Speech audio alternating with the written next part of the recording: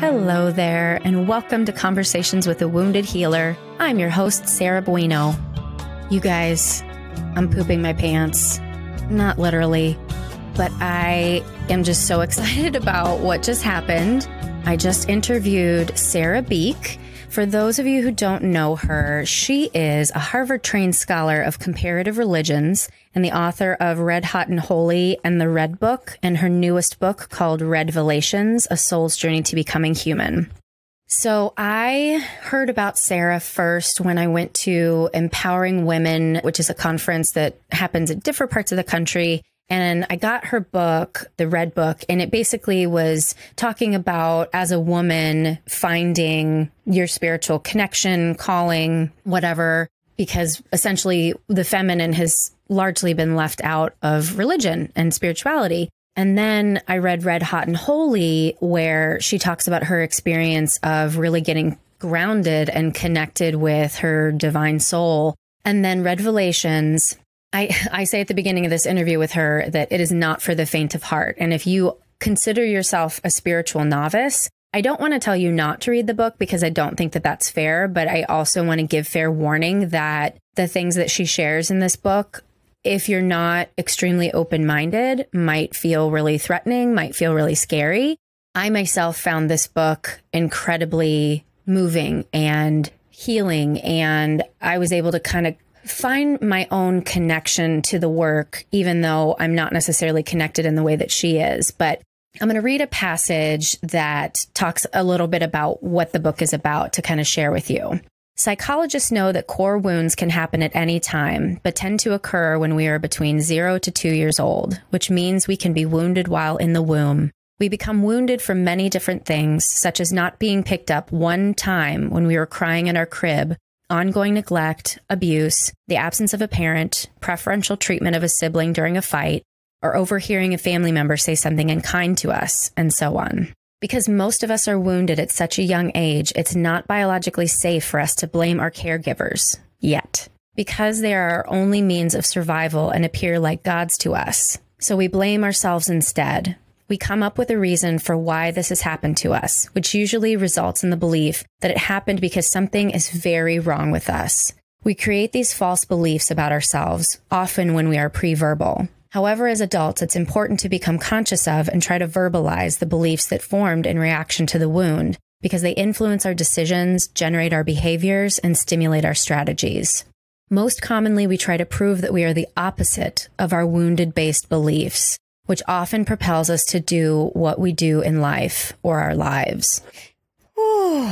So lots of big stuff there. And Sera and I get pretty deep pretty quick. So fair warning, lots of soul talk and divine talk. And this interview, I think, is quite a bit different than some of the ones I've done before. But if you have a bent towards spirituality and are looking for, I guess, I don't want to say model because I don't want to put her on that pedestal, but if you're looking for a woman who exemplifies really doing the wounded healer work in a spiritual way, Sera Beak is your gal. So please, please, please enjoy my interview with Sera. Hello, Sera Beak. Hello there. Welcome to Conversations with a Wounded Healer. Thank you so much for having me. I really I'm a little fangirling right now. I feel like I've been so businesslike already in our introduction. I'm nervous as hell. I got to tell you. No. Well, that is fine, but there's absolutely no reason to be nervous. I imagine. Why don't we start with, I know who you are, but I'm very curious how you describe yourself and what you do. Yeah, I guess it's pretty simple these days. I'm just Sera Beak. I'm a human trying to be a human, and I guess that's what I do, is I'm trying to be more and more human. And I do that by practicing embodying my soul and sharing that with others. And that's all relevant to your latest book, Redvelations, which blew my mind. So if listeners don't know, I've shared with several people, I'm like, I'm doing my first celebrity interview today. And some people know who you are and some people don't. And so if listeners don't, I guess what I would say is your work is not for the faint of heart. No. Yeah. I've been told that. I think soul work, any kind of that, isn't light work. it can be pretty intense and heavy. It also tends to be, at least in my experience, a bit unorthodox or a lot unorthodox, kind of depending. It's not like that's mandatory, but I think whenever we just are in that process of becoming more of who we are, boundaries get pushed in a healthy way. Boundaries both within ourselves, boundaries outside in terms of social and political and spiritual paradigms. Like things just start sort of cracking, I think, anytime a human takes another step in their own direction. So the intensity of that, I think it does require the thing that luckily all of us have, which is a human heart. But it takes some bravery for all of us. Yeah. And I love that in the intro to your book, you say, this is my heart smashed on the pages, so handle with care. And that's exactly how it felt in reading it. Yeah. Well, that's how it felt writing it. So I can't even imagine. Well, before we delve too far into that, I guess I'd love for you to share a little bit more about your history. I know you write in the book that you were always interested in the divine. You wanted to be a priest. Of course, they said no. And you're like, fuck this shit. Right. And then eventually that led you to Harvard to study comparative religions. And it just sounds like you really have been on this soul quest for a really long time. Yeah, I have. Like you said, I've really been fascinated with spirituality, but I think that was because that was the closest name for what I was interested in, which I think for all of us is something along the lines of truth, and love. And where does that come from? And what does that mean? And how can I experience more of that or become more of that? So for me, that immediately showed up in forms of spirituality. And so, I pursued that, like all different kinds, all different areas, all different traditions in the classroom, outside of the classroom. And that also led me to realize that there were some what felt like missing pieces within that, especially for women. I know I'm not the only one saying this, but also pieces that felt even a little bit more than that I was really looking for something that ultimately, and this is kind of the cliche, but I ended up finding within myself. Right.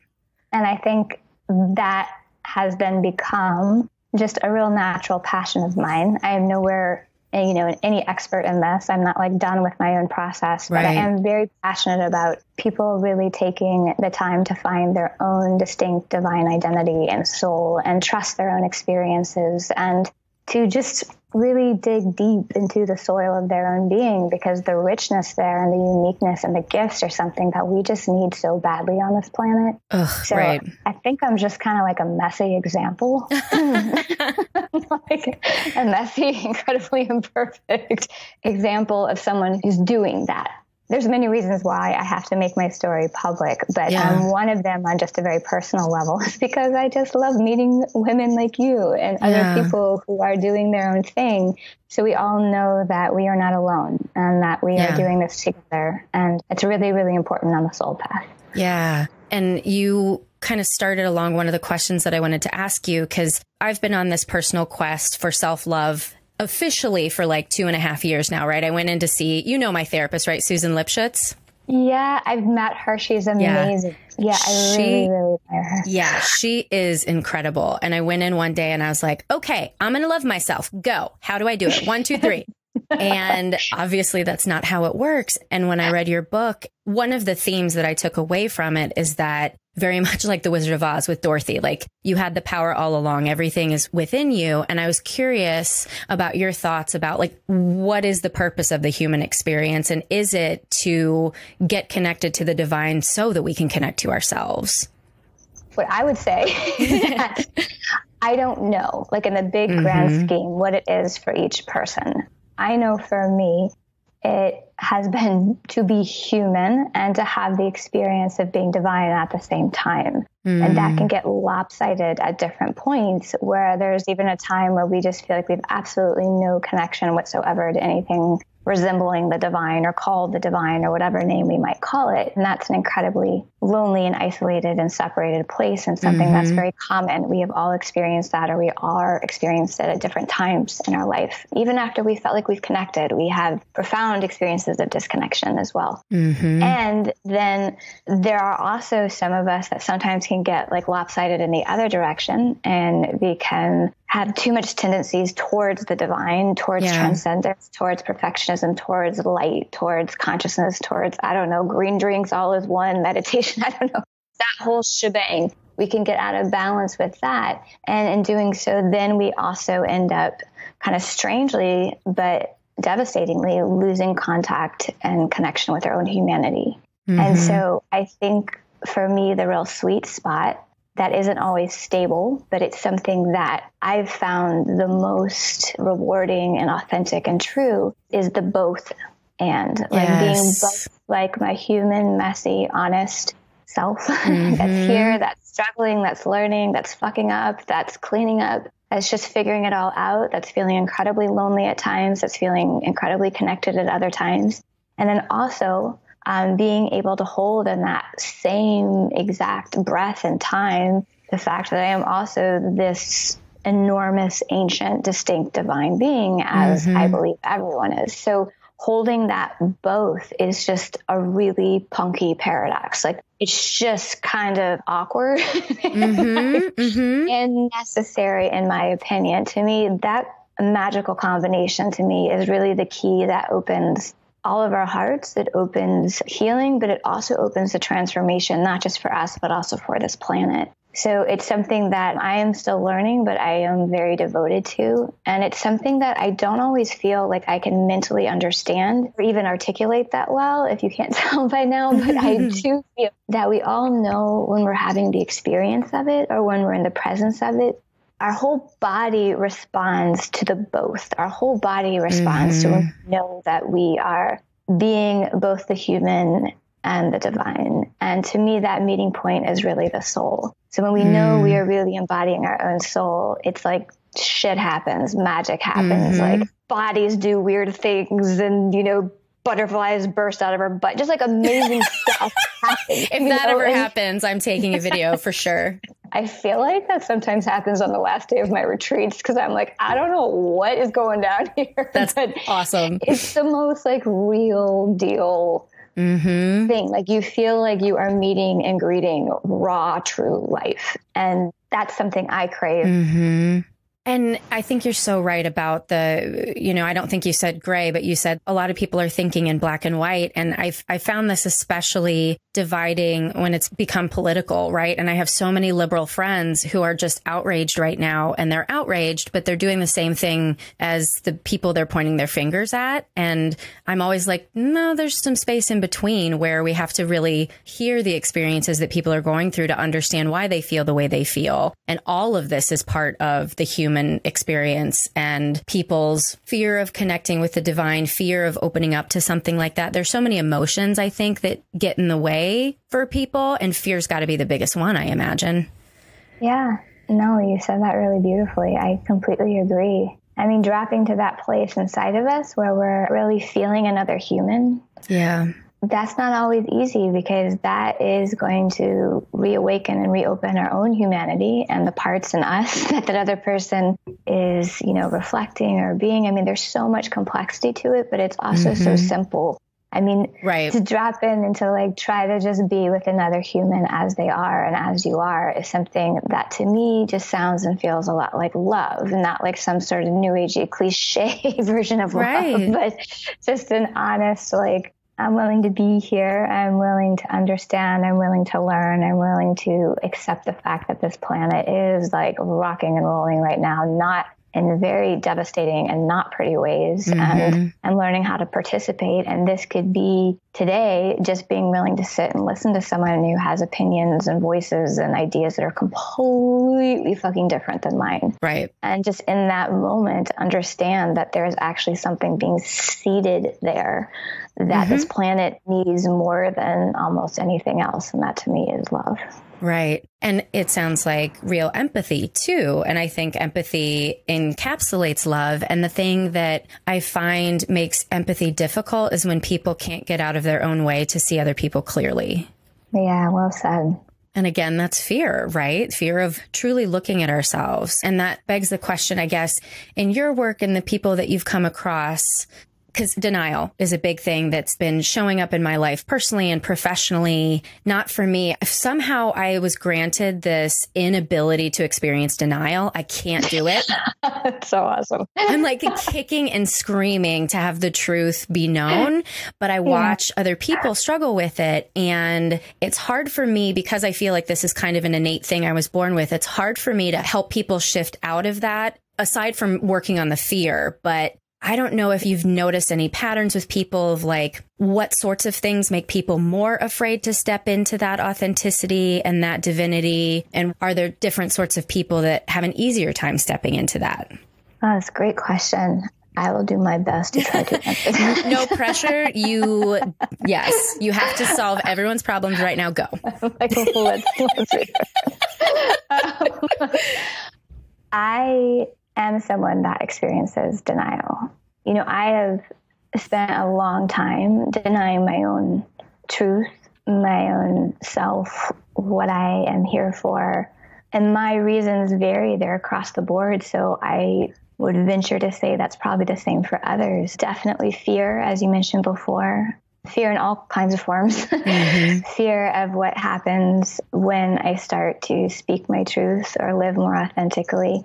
The reactions from others, losing people that I love, fear of my own power in doing so, fear of being lonely because no one will understand or want to be around something like that. Fear of harming others somehow by doing so, fear of getting it wrong. Yeah, fear of messing up in the process, fear of having to face, this is the big one, I think, for a lot of us, but for me, getting to know who I am, which again, I am still in that process and will probably always be in that process, but that requires, at least in my case, getting to know my wounds and my shadows and all the things that I have turned away from a very, very, very long time, and facing and feeling those things. And so, you know, I think when I was younger and part of that, you know, kind of consciousness community type cliche where I'm like, I just want to know and be my true self. You know, the reality was the majority of me was like, fuck that shit. No, I don't. But that's the unconscious part, right? So there would be this like push pull of like, why can't this happen? And it was because until I did, using just like my label, like the soul work of really going in and digging deep and facing so many things I've turned away from inside myself, there's no way I could start to quote, be my true self. So there's a huge fear there. And like I said, there's so many layers of that. And each one probably has like many different facets and bullet points. And you can just go and go and go. It's like a rabbit hole of fear. Oh, God, yeah. So, you know, that's there. And I also want to say that we also are living on a planet that has a lot of very tight, restrictive programs and paradigms. That have been instated in so many insidious ways. And so we are also coming across that when we are trying to step into ourselves more. We are getting hit with everything you can think of on every dimension you can think of, which is basically saying like, don't you dare. And it will come up in a very perfect sort of recipe for each of us, what that's going to look like and sound like. But I want to just mention that because I think there's also a tendency, I mean, I know there has been in my case, to be hard on myself for being like, why can't I just go do this and be this? You know, I'm doing all this inner work. I'm doing all blah, blah, blah, blah, blah, blah, blah. And we're also part of a much greater picture in an organic timeline and a process that is so much fucking bigger than us, that has its own particular timeline. And we're coming across things, like I just mentioned, that are purposely in place to prevent us from doing this, or at least just be really strong forces that we have to push up against in this process. So there's a lot going on inside and outside of us. And denial, in some ways, is just another form of protection. Often it's very legitimate. And what you were saying reminds me of, I'm about halfway through Steve Taylor's The Leap. Have you heard of this? The Psychology of Spiritual Awakening? I have heard of that. I haven't read it. It's fucking awesome. And like I said, I'm only about halfway through, but he talks about there being a point where obviously indigenous cultures were only connected to the divine and nature and everything natural because that's all that they had. And then there was a fall from that, culturally a fall, and people began to rely on intellect and rules. And it's gotten us to this point, but now it's time for an integration of spirit and spirit natural and the science. And then we become these he doesn't say we become super beings. That's in my head because I want to be a super woman, but you are. But that's what that reminded me of, right? Like, yeah, we can connect those things rather than it having to be either or. Yeah, definitely. And we have to. I mean, the planet's basically like not going to continue if we don't. So, right. So we're all getting pressed into that in our own ways. And there is a tremendous amount of resistance. And as you mentioned before, in terms of denial, and you even mentioned like empathy and things like that before, I think it's also been interesting, at least in my life personally, to also come across the reality. Like, to me, I think there's like a lot of like, I have some naive aspects for sure that are like, we're all in this together. Yeah. We're all struggling and trying to do this and make things right. And I know there's like assholes out there, but in general, like, this is it. And I do think there are also things, just, psychological things, and due to trauma and due to things like that, that have some people this time around not capable of doing the empathy thing. Right. And their denial runs on kind of a different level. And it's something that, yeah, I'm just definitely in the process of learning about that and realizing, like, this is really kind of different for each of us. Even though I do feel there's a collective movement, we do have to be aware of people that are just like really not on board with this. Right. Well, I always repeat what Susan says because it's so brilliant. And this is probably a very, I guess, inarticulate way to say it, but she was talking about soul age in relation to like where we are with our actual like soul journey. And she was like, young souls are like Donald Trump, right? And they're just throwing tantrums all the time, and they have no capacity to tolerate change. And they're just these little baby souls just trying to figure out who the fuck they are. Right. And then there's like medium age souls where we're the ones who've done kind of the ego work to get out of the way. And then we're the ones who are like kicking and screaming to like make change with our soul and really embody something different and learn the lessons. And then old souls, like my husband, have already done everything. And they're like, whatever, I'll just follow. Yeah. So he's just like, you want to, quit your job and open a business? Oh, okay. All right. It'll be fine. I love it. Well, I'm so glad they're here. Thank God for the old souls. Right? Yeah. Yes.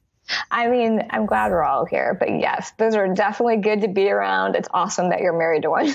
Yes. Yeah. And speaking of souls, I'd love to talk about Sera. Yeah. So for people listening, I don't want to describe it because I feel like when people are like, oh, what are you reading? And I'm reading your book, I do a terrible job of explaining what it's about. And I then talk more about like soul retrieval. And then that seems to like get people on board. But because I don't want to make you sound like a crazy person, because you're not. And that's part of the fear that you talk about in writing this. So how do you explain Sera and your discovery of her and your connection with her? Sure. Sera is a part of my soul that I have had to retrieve and reclaim. And for people who do not know what the hell we're talking about, I'm referring to Sera, since you are Sera and I am Sera. Right. So, holy shit. They're like, what's happening? So Sera is the forgotten daughter of Jesus and Mary Magdalene. So it's been very difficult to try to describe what this is. And I don't know if I ever will have like the best words to describe this, because I think I'm describing something that on one hand is so natural that it's like supernatural. And on the other hand, I also feel like we were talking about earlier, there's a lot of resistance and denial and fear about what this means or doesn't mean. And again, it's legitimate fear. It's legitimate confusion. I'll back up a little bit. In 2009, I met Marion Woodman, the Jungian psychoanalyst, and that was when I realized that despite all my past studies and travels and explorations, and despite what at that point was looking like a kind of successful career in spirituality, I realized by sitting in front of this woman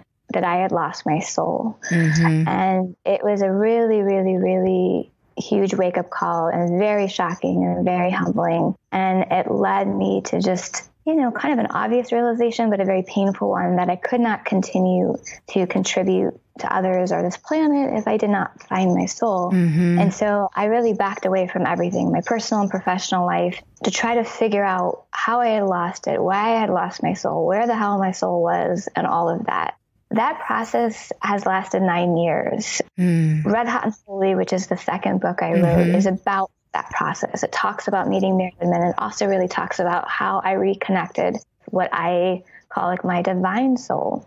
And kind of during that actual process at the same time, I also realized that, to kind of circle back to what we were talking about at the beginning of this conversation, that it wasn't enough for me just to connect and start to embody my divine soul, that there was also this huge missing piece with what I would call like my human soul, or really like my humanity. And that led me on this journey and this process of recovering and retrieving more of like my human soul. And during that time period, what was happening was that I was having just very normal, down to earth, nothing woo-woo or cosmic or grand, but just really simple memories and full body awarenesses of Sarah, the daughter. And it was literally like if someone was just like, oh, all of a sudden they start remembering what happened to them when they were like 5 years old. Like it was just what it is. It also had this part of it where it helped me understand so many aspects of who I am today and why my life was going in the direction that I was going in, and many, many different things that helped me understand sort of the root of my wounds, the root of my trauma, the root of where I lost my soul. And every type of inner processing work, anything that I was doing during that time, 90% of it would just take me back to that particular time and what was going on with Sarah. So it became really something that I could not escape from. And I tried in many different ways. I am a Harvard trained scholar. I am someone that prides herself on being pretty grounded and being someone who is energetically astute and psychologically reflexive and critically minded, and not someone that hops on some sort of train. I'm really aware of all the different dangers and potholes and things that happen when we venture into this territory of what we could be calling past incarnations.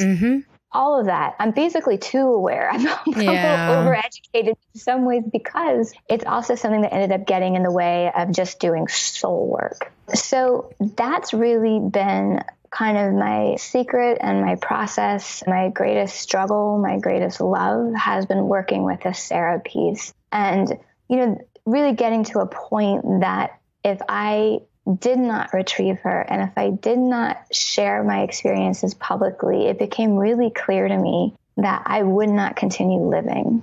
That this piece of me was so essential for reasons that I could not mentally understand, that would make me wince in every direction, but it was so essential for my life and for my healing, but also for life, that I ended up writing Redvelations, struggling most of the time through it. And as you were saying at the beginning, just trying to find the words to articulate what this is, and to give it the integrity and the respect it deserves, not just for me, but for every single human that is going through some sort of similar process, whether it is from this lifetime or, quote, another lifetime. But anyone who is doing this kind of like stranger than fiction, but realer than real work of who the fuck am I? What is the root of all these things that I am dealing with?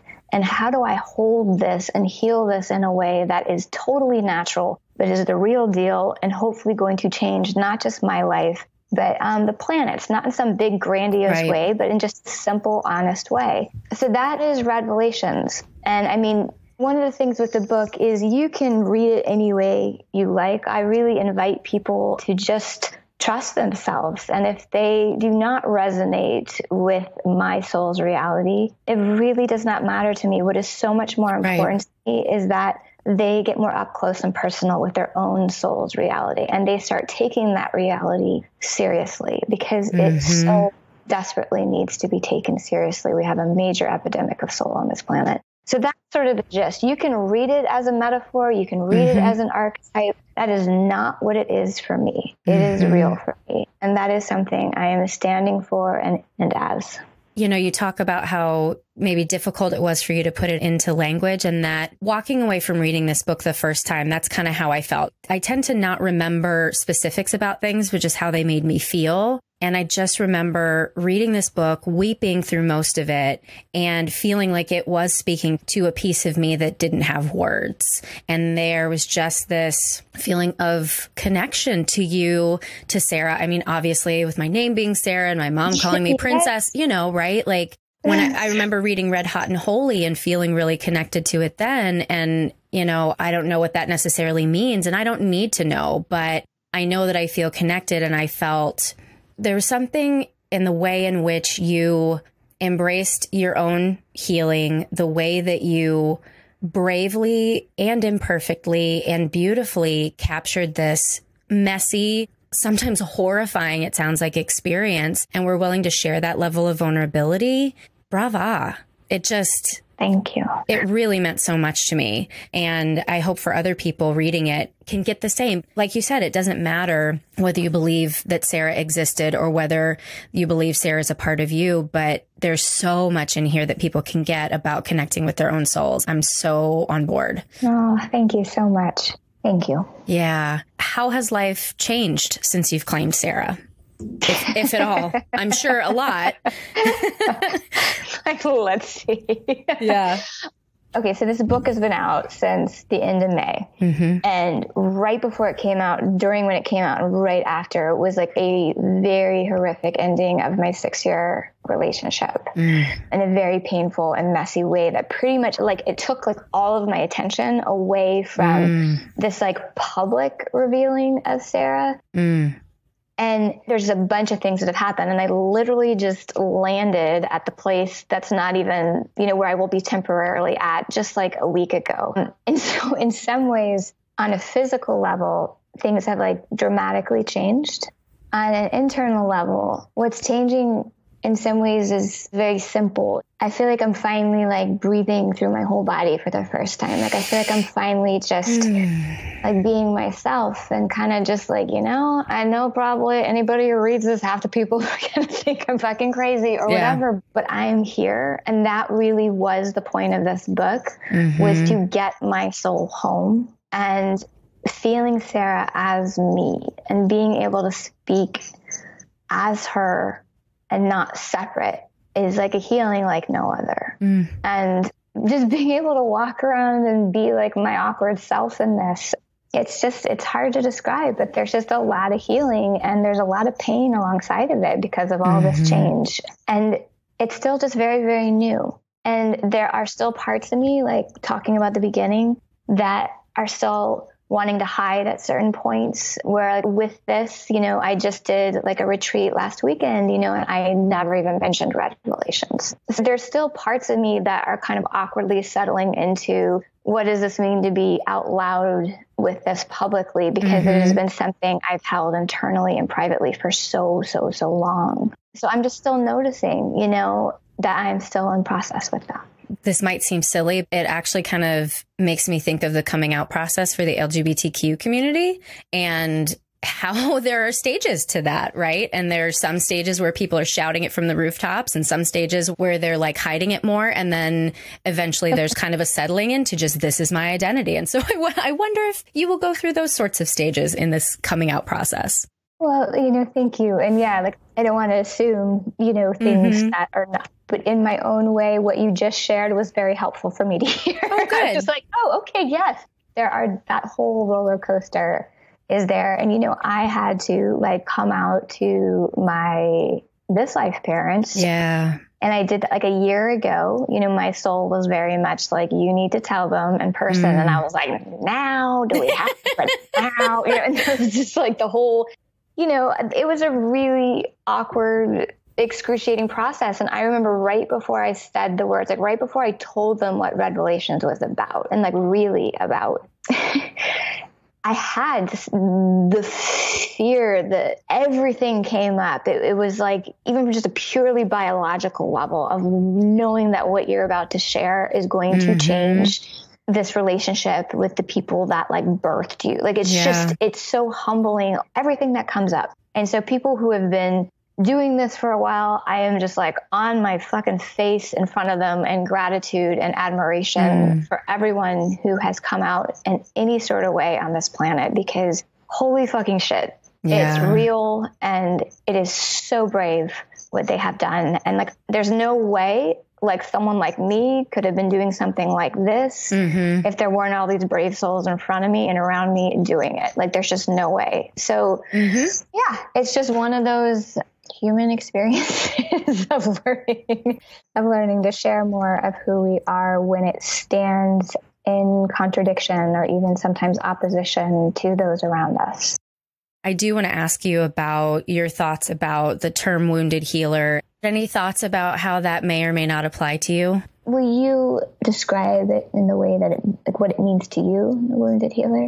Well, it's funny. I guess I usually say that and let people interpret it on their own. But, you know, the podcast is really about us doing our work while simultaneously helping other people. And the only way that we can help other people is by getting in touch with our wounds and identifying those, and that one can't be a healer without being a wounded healer. It's kind of how I look at it. I really like that. Yeah. So, wait, what was the question? I'm just like, that was good. Oh, good. Yeah, check. Yes. Ditto. I guess for me, I've always had a hard time relating to the word healer, but I definitely relate to what you shared with the absolute necessity of getting in touch with, and for me, really entering my wounds in order to do my own healing and then be better able to contribute to others. It's an absolute necessity, you know, for me. And as I mentioned with Marion Woodman, it was so clear, and it is still so clear that, you know, every bit of work that I do on my own around with the healing, it just directly impacts everything else I do, no matter what sort of interaction it is, no matter what sort of personal or professional work that I do. And it's mandatory. And for me, being like a little bit, I mean, I'm like small potatoes, but a little bit of a public person because of having books out. And I think anybody who does any sort of work directly with other people, whether that's science or anything, it's just necessary. And you feel it in your bones and your cells. It's not a mental thing like, oh, I have to do this in order to be a good, you know, coach or therapist. It's like your whole body is like, there's just no other choice. This is what we do. It's not fun or easy or pretty, but it's what we do. And I think it can get, sometimes for me, this particular process of retrieving my own soul has been a 9-year process. Now, the actual process of like fully integrating and embodying that will probably take me the rest of my life. But there were so many times during this 9-year process that I was like, God, am I just being like a fucking Northern California navel gazing? Like, it was just so like, I'm just going so into my wounds, and like, you know, and I'm like hearing like Carolyn Basic echoing in the background, like, don't get stuck in your woundology, you know, like all that stuff. So it was an important voice that I needed to like keep, you know, present, to keep looking at and to be aware of. But I also, on a kind of soul level, my soul kept sharing that this time in was really necessary in order to go out again. And so what I can bring when I'm out is just more real. It's more honest. I'm not like a monkey throwing my shit around quite as much because I've like owned more of it, even though I will be, again, doing this for the rest of my life. So I think that struggle is also kind of a common one for some of us that are getting pulled inward to really do the work of facing and healing the wounds. I think, as you said, there is definitely a time in the process where you're just continually doing both. You know, you are being out there and you are helping in whatever ways you can. And then you are coming home at night and you're like, all right, now let's dive in. Well, and that's one of the other things that I really took away from this book, because over the past several years, I feel like I've continually had awakenings and have always felt that I am a better therapist because of all the therapy that I've gotten and the things that I seek out for my own healing. And after reading this book, I was like, my healing is most important. And that doesn't mean that the work that I do isn't important, but my purpose on this planet is to heal myself. And it's a positive consequence that I get to help other people through it as well.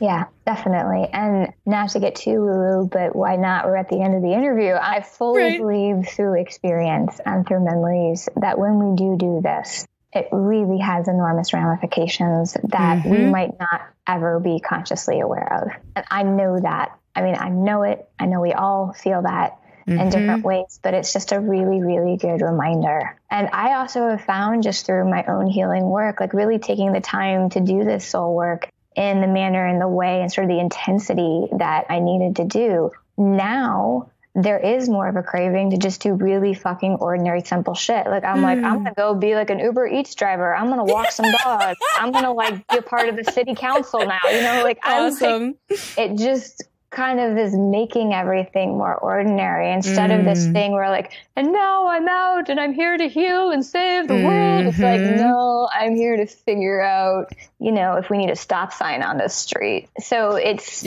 really, for me, been a beautiful homecoming in a different kind of way. And that sounds so human. Yeah.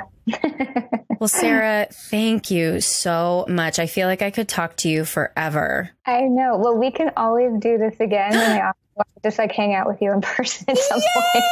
Oh my God. Thank you. I love that. Thank you. Thank you so, so, so much to Sera Beak for speaking with me today and for sharing her story with the world. And as always, thanks to Andrea Klunder and Edwin Ruiz at the Creative Imposter Studios for editing, Liam O'Donnell for the album art photo, and Ben Mueller for our theme music. For more information on Sera Beak, you can visit my website at www.headhearttherapy.com/podcast. And you can find Conversations with a Wounded Healer on Facebook and Twitter. Follow us on Spotify or subscribe on iTunes, Google Play, or Stitcher. Thanks so much for tuning in. Until next time.